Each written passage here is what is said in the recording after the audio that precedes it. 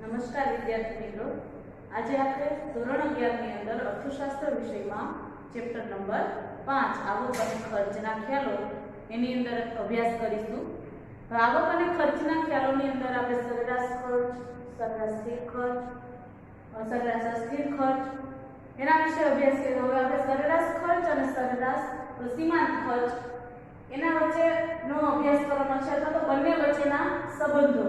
આ ત્રણેય ટોપિક આપણે એક સાથે અત્યારે ભણવાના છે. સરેરાશ સૌથી પહેલા આપણે સરેરાશ ખર્ચ જોઈએ.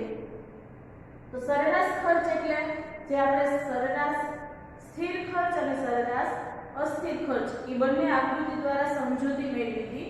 આ બંનેનો સરવાળો એટલે સરેરાશ ખર્ચ, અથવા તો બીજી રીતે આપણે કહેવું હોય તો સરેરાશ ખર્ચને એવરેજ કોસ્ટ અંગ્રેજીમાં કહેવાય છે. ટૂંકમાં એને એસી તરીકે લખવામાં આવે છે, એવરેજ કોસ્ટ. તો કુલ ખર્ચ, સરેરાશ સ્થિર ખર્ચ, સરેરાશ સ્થિર ખર્ચ અને સરેરાશ અસ્થિર ખર્ચનો સરવાળો એટલે કુલ ખર્ચ. કુલ ખર્ચને કુલ ઉત્પાદનના એકમો વડે ભાગવાથી આપણને પ્રાપ્ત થાય છે સરેરાશ ખર્ચ. અથવા તો બંનેનો સરવાળો કરીને આપણો સ્થિર ખર્ચ પ્લસ અસ્થિર ખર્ચ ભાગ્યા ઉત્પાદનના એકમો, તો પણ આપણને શું પ્રાપ્ત થાય? સરેરાશ ખર્ચ. અને ત્રીજી રીતના સૂત્ર તમારે લખવું હોય તો AC બરાબર TC છેદમાં TP, એટલે કે average cost equal total cost છેદમાં ટોટલ પ્રોડક્શન. એટલે આ ત્રણ રીતના તમે સૂત્ર દ્વારા લખી શકો. અને વ્યાખ્યાની રીતના લખવું હોય તો સરેરાશ ખર્ચને કુલ ખર્ચને કુલ ઉત્પાદનના એકમો વડે ભાગવાથી સરેરાશ ખર્ચ પ્રાપ્ત થાય છે. આ રીતના પણ તમે લખી શકો. આ જ બાબત આપણે અહીંયા અનુસૂચિમાં દર્શાવીએ. હવે જો આપણી પાસે કુલ ટોટલ પ્રોડક્શન એટલે ઉત્પાદનના એકમો છે અને ટોટલ ખર્ચ, કુલ ખર્ચ, આ બંને વસ્તુઓ છે, તો આની ઉપરથી આપણે સરેરાશ ખર્ચ છે મેળવી શકીશું. તો સરેરાશ ખર્ચ મેળવવા માટે સૌપ્રથમ આપણે શું કરવું પડશે? કુલ ખર્ચને કુલ ઉત્પાદનના એકમો વડે ભાગવા પડશે. તો 9 ભાગ્યા 1 કરો તો તમને શું મળશે? 9 મળશે. 16 ભાગ્યા 2 કરશો તો કેટલા મળશે? 8. 21 ભાગ્યા 3 કરશો તો 7. 28 ભાગ્યા 4 કરીશું તો પણ આપણને 7 મળશે. ટૂંકમાં તમને આ વાળો આવડે એટલે ભાગાકાર આવડી જાય. 40 ભાગ્યા 5 કરીશું તો કેટલા મળશે આપણને? 8. 54 ભાગ્યા 6 કરશું તો 9. અને 10 ભાગ્યા 7 કરશું તો 70 ભાગ્યા 7 કરશું તો 10. તો આ રીતના આપણે સરેરાશ ખર્ચ પ્રાપ્ત થયો છે, એટલે સરેરાશ ખર્ચ. તો આ જ બાબત આપણે અહીંયા આકૃતિમાં દર્શાવવાની છે. જો આ OH ધરી પર આપણે ઉત્પાદનનું પ્રમાણ દર્શાવેલું છે, OY ધરી પર સરેરાશ ખર્ચ દર્શાવેલો છે. સરેરાશ ખર્ચ એ સ્થિર ખર્ચ અને અસ્થિર ખર્ચનું પરિણામ છે. હવે આપણે અહીંયા જોઈએ કે કુલ ઉત્પાદનના એકમો છે 1 થી 7 સુધીના છે, એટલે આપણે X ધરી ઉપર દર્શાવશું. પછી આપણે કુલ ખર્ચ અહીંયા દર્શાવવાનો નથી, સરેરાશ ખર્ચ જ દર્શાવશું. એટલે એ OY ધરી પર દર્શાવશું સરેરાશ ખર્ચ. એ આપણને વધુ 10 સુધીના છે, એટલે આપણે અહીંયા OY ધરી પર 10 સુધીનું સ્કેલ વાપરીશું. 2 4 6 8 અને 10. તો આપણે જોઈ શકીએ કે એક એકમનું પેઢી ઉત્પાદન કરે છે ત્યારે એને સરેરાશ ખર્ચ કેટલું આવે છે? 9 રૂપિયા જેટલું આવે છે. બીજા એકમનું ઉત્પાદન કરે તો 8 રૂપિયા જેટલું આવશે. બીજા એકમનું ઉત્પાદન કરશે તો 7 રૂપિયા જેટલું આવે છે. ચોથા એકમનું ઉત્પાદન કરે છે પેઢી ત્યારે પણ એને 7 રૂપિયા જ ખર્ચ આવે છે. પાંચમા એકમનું ઉત્પાદન કરે ત્યારે 8 રૂપિયા ખર્ચ આવે છે. છઠ્ઠા એકમનું ઉત્પાદન કરશે ત્યારે પેઢીને ખર્ચ કેટલો આવે છે? 9 રૂપિયા. અને સાતમા એકમનું ઉત્પાદન કરે પેઢી ત્યારે એને 10 રૂપિયા જેટલો ખર્ચ આવે છે. તો આપણે બધા જ બિંદુઓને જોડી દઈએ.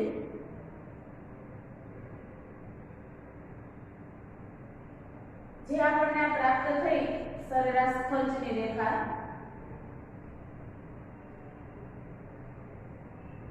એ તમે જોઈ શકો છો. શરૂઆતની અંદર જેમ જેમ આ ઉત્પાદનનું પ્રમાણ વધે છે, સરેરાશ ખર્ચ છે ઘટતો જાય છે તો જો નીચે તરફ આવે છે ત્યાર પછી અહીંયા છે લઘુત્તમ એટલે કે ન્યૂનતમ બને છે અને ત્યાર પછી તમામ પરિસ્થિતિમાં સરેરાશ ખર્ચ છે વધતો જાય છે જ્યારે ઘટે છે ત્યારે સરેરાશ સ્થિર ખર્ચની અસર હેઠળ હોય છે અને જ્યારે વધે છે ત્યારે સરેરાશ અસ્થિર ખર્ચની અસર હેઠળ વધારે હોય છે આપણે બંને ખર્ચ આગળ ભણ્યા છીએ કે સરેરાશ સ્થિર ખર્ચ છે એ શરૂઆતમાં સતત ઘટતો જ જાય છે ક્યારેય વધતો નથી ઉત્પાદન વધે એટલે સરેરાશ સ્થિર ખર્ચ ઘટે છે પણ અસ્થિર ખર્ચમાં શું થાય છે કે ઉત્પાદન વધે એટલે શરૂઆતમાં ઘટે પછી ન્યૂનતમ થાય ત્યાર પછી વધતો તો અહીંયા બંનેનો સરવાળો છે સરેરાશ ખર્ચની અંદર એટલે શરૂઆતની અંદર બંને ખર્ચાઓ ઘટે છે એટલે સરેરાશ ખર્ચ ઘટે છે ત્યાર પછી સરેરાશ અસ્થિર ખર્ચ વધતો હતો અને સરેરાશ સ્થિર ખર્ચ ઘટતો હતો એટલે અહીંયા સરેરાશ અસ્થિર ખર્ચની અસર વધુ છે એટલે સરેરાશ ખર્ચ છે ઉપર તરફ વધે છે પણ ધીમે ધીમે વધે છે ધીમે ધીમે ઘટે છે ન્યૂનતમ થાય છે અને ધીમે ધીમે વધે છે એટલે એનો આકાર અંગ્રેજીના યુ આકાર જેવો બને છે ઘણી વખત તમને પરીક્ષામાં એવું પૂછાય છે કે સરેરાશ ખર્ચની રેખા યુ આકારની શા માટે હોય છે સમજાવો 3 માર્ક્સમાં પૂછાય છે તો આ રીતના તમારે એની સમજૂતી સહિત અનુસૂચિ અને લખવાનું છે મેં આમાં બંનેની અનુસૂચિ ભેગી કરેલી છે આટલી આ એકની અનુસૂચિ છે એ તમારે બુકની અંદર અનુસૂચિ આટલી લખી અને આકૃતિ દોરી અને સમજૂતી લખવાની છે ત્યાર પછી આપણે સીમાંત ખર્ચ વિશે અભ્યાસ કરીશું હવે સીમાંત ખર્ચને અંગ્રેજીમાં માર્જિનલ કોસ્ટ કહેવાય તો સીમાંત ખર્ચ પણ આના ઉપરથી જ મેળવવાનો છે આ બાબત અત્યારે આપણે ભૂલી જઈએ સરેરાશ ખર્ચને આપણે સીમાંત ખર્ચ મેળવીએ સીમાંત ખર્ચ એટલે વધારાનું એકમ જો પેઢી ઉત્પાદન કરે છે કુલ ઉત્પાદનમાં એક વધારાના એકમનું ઉત્પાદન કરે તો તે વધારાના એકમનો ઘટાડો કરે એને કહેવાય સીમાંત ખર્ચ સીમાંત એટલે વધારાનું ઉત્પાદન કરે અથવા તો વધારાનો ઘટાડો કરે તો પણ એને સીમાંત ખર્ચ તરીકે ઓળખવામાં આવે છે અહીંયાનું સૂત્ર છે માર્જિનલ કોસ્ટ MCN બરાબર TCN TCN -1 તો n એટલે ઉત્પાદનના એકમોની સંખ્યા અહીંયા આપણે ઉત્પાદનના એકમો 1 થી 7 લીધા છે એની જગ્યાએ આપણે કોઈ પણ એકમ છે લઈ શકીએ ધારો કે આપણે આની અંદર મૂકીએ n ની સંખ્યા તો આપણે 3 એકમ લઈએ તો n બરાબર અહીંયા 3 લીધા તો TC3 TC3 -1 હવે જો અહીંયા 3 ની જે કિંમત કેટલી છે અહીંયા પહેલા આપણે સાદુરૂપ આપી દઈએ 3 - 1 એટલે કેટલા થઈ જશે 2 હવે આ કિંમત મૂકી દઈએ કે ટોટલ ખર્ચ છે 3 એકમે કેટલું આવે છે તો 3 એકમે કેટલું છે 21 રૂપિયા અહીંયા 2 છે ટોટલ ખર્ચ 2 એકમે કેટલું છે 2 એકમે 16 રૂપિયા આવે છે તો 21 - 16 તો આપણને કેટલા પ્રાપ્ત થયા 5 તો આ 3 એકમે કુલ ખર્ચ કેટલું મળશે 5 રૂપિયા મળશે આવી જ રીતના બધા એકમોનું તમારે લખી શકો અહીંયા 3 મૂકો છે એટલે 1 મૂકી શકીએ 2 મૂકી શકીએ 4 મૂકી શકીએ આ રીતના અહીંયા પહેલા ઉત્પાદનના એકમે તો 9 ના 9 જ રૂપિયા રહેશે વધારાનું કાંઈ હજી હોય જ નહીં જે ઉત્પાદન છે એ જ વધારાનું હવે બીજા એકમનું ઉત્પાદન કરીએ કે આ રીતના આપણે મેળવશું તો આપણે અહીંથી સીધું પણ મેળવી શકશું 16 માંથી 9 બાદ કરી નાખીએ એટલે કેટલું મળશે કરો જી ગણતરી 16 માંથી 9 બાદ કરીએ એટલે આપણને મળશે 7 હવે 5 તો આપણે મેળવી ચૂક્યા અહીંથી હવે 28 માંથી 21 બાદ કરશો તો કેટલા મળશે 7 40 માંથી 28 બાદ કરશો તો 12 54 માંથી 40 બાદ કરશો તો 14 અને 70 માંથી 54 બાદ કરશો તો 16 તો આપણને શું મળ્યું આ માર્જિનલ કોસ્ટ એટલે સીમાંત ખર્ચ આ રીતના દરેક રીતના આપણે સૂત્ર દ્વારા પણ મેળવી શકીએ. હવે આ અનુસૂચિ અત્યારે આકૃતિમાં આપણે દર્શાવીએ ઉપર. હવે જુઓ તમે અહીંયા એક એકમનું ઉત્પાદન પેઢી કરે છે ત્યારે કુલ ખર્ચ 9 રૂપિયા છે, ત્યારે સીમાંત ખર્ચ કેટલો છે એ પણ 9 રૂપિયા છે. એક એકમના ઉત્પાદને આપણે શું દર્શાવશું અહીંયા 9. બીજા એકમના ઉત્પાદને સીમાંત ખર્ચ કેટલો છે 7. ત્રીજા એકમના ઉત્પાદને 5. ચોથા એકમના ઉત્પાદને પણ 7. પાંચમા એકમના ઉત્પાદને 12. છઠ્ઠા એકમના ઉત્પાદને સીમાંત ખર્ચ કેટલો છે 14. અને સાતમા એકમના ઉત્પાદને 16.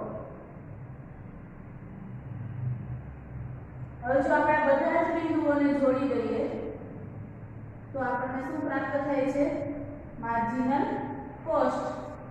હવે તમે જુઓ આ આકૃતિ આપણને કેવી દેખાય છે દાદાજીની છડી લાકડી હોય એના જેવી.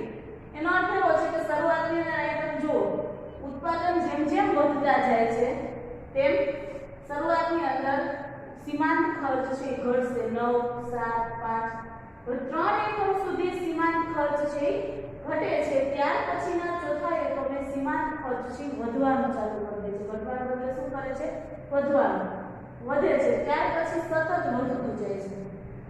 શરૂઆતમાં ઘટે છે અને ત્યાર પછી સતત વધે છે. અહીંયા શરૂઆતમાં સીમાંત ખર્ચ ઘટે છે ત્યાર પછી વધે છે. આમાં કોની અસર હોય છે એ સરેરાશ સ્થિર ખર્ચથી સાવ સ્વતંત્ર છે. આની અસર સરેરાશ અસ્થિર ખર્ચની અસર આમાં વધારે હોય છે. કારણ કે ઉત્પાદનના વધારાનો એક એકમ ઉત્પાદન કરે પેઢી એટલે વધારાનો જે ખર્ચ આવે છે એ સતત વધતો જાય. શરૂઆતમાં થોડાક એકમોમાં ઘટે અને ત્યાર પછી સતત વધારો થાય છે.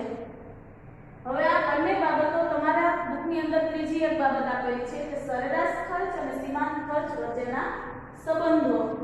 આ સરેરાશ ખર્ચ અને સીમાંત ખર્ચ વચ્ચેના જે સંબંધો છે એ આપણે આ જ અનુસૂચિ ઉપરથી મેળવીશું. આ જ અનુસૂચિમાં આ રીતના તમને આપેલું છે. આ બંને બાબતો આપણે આકૃતિમાં ભેગી દર્શાવવાની છે. આપણે પહેલા અનુસૂચિ સમજીએ. જો સરેરાશ ખર્ચ છે એ શરૂઆતમાં ઘટે છે 9 8 7 7 8 પછી વધતો જાય.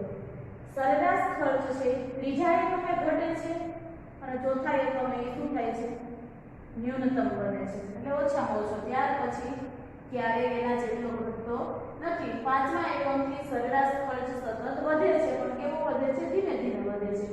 એની સરખામણીમાં આપણે સીમાંત ખર્ચ જોઈએ કે સીમાંત ખર્ચ પણ શરૂઆતમાં શું થાય છે ઘટે છે. ત્રીજા એકમ સુધી ઘટે છે અને ચોથા એકમે ન્યૂનતમ મહત્તમ બની જાય છે. ન્યૂનતમ નહીં પણ કેવો બની જાય છે મહત્તમ. ઓછામાં ઓછો વધુ એટલો. આના પછી એ જ્યારે આ ઓછામાં ઓછો છે ત્યાર પછી વધે છે ત્યારે કેના જેટલો છે સરેરાશ ખર્ચ જેટલો. બંને ચોથા એકમે એક સરખા છે. સીમાંત ખર્ચ વધવાનું ચાલુ કરી દે છે ઘટીને અને સરેરાશ ખર્ચ ત્યાં ન્યૂનતમ હોય છે. બંને સરખા છે. પાંચમા એકમ પછી બંને ખર્ચમાં વધારો થાય છે. બંને ખર્ચ વધે છે પણ સરેરાશ ખર્ચ ધીમે ધીમે વધે અને સીમાંત ખર્ચ છે ઝડપથી વધે છે. તો આ બંને બાબતોને આપણે આકૃતિમાં દર્શાવીએ. આ તમને એક અલગ જ ટોપિક છે અને 3 માર્ક્સમાં પૂછાય છે. હવે આપણે જોઈએ અહીં OX ધરી પર ઉત્પાદનનું પ્રમાણ અને OY ધરી પર સરેરાશ ખર્ચ અને સીમાંત ખર્ચ લઈએ. તો સૌથી પહેલા આપણે શું દર્શાવશું સરેરાશ ખર્ચ દર્શાવીએ. એક એકમનું પેઢી ઉત્પાદન કરે છે ત્યારે સરેરાશ ખર્ચ કેટલો છે 9 રૂપિયા છે. બીજા એકમના ઉત્પાદને 8. ત્રીજા એકમના ઉત્પાદને 7. ચોથાના ઉત્પાદને પણ 7. પાંચમા એકમના ઉત્પાદને સરેરાશ ખર્ચ કેટલો છે 8. છઠ્ઠા એકમના ઉત્પાદને 9 અને સાતમા એકમના ઉત્પાદને પેઢીને સરેરાશ ખર્ચ પ્રાપ્ત થાય છે 10.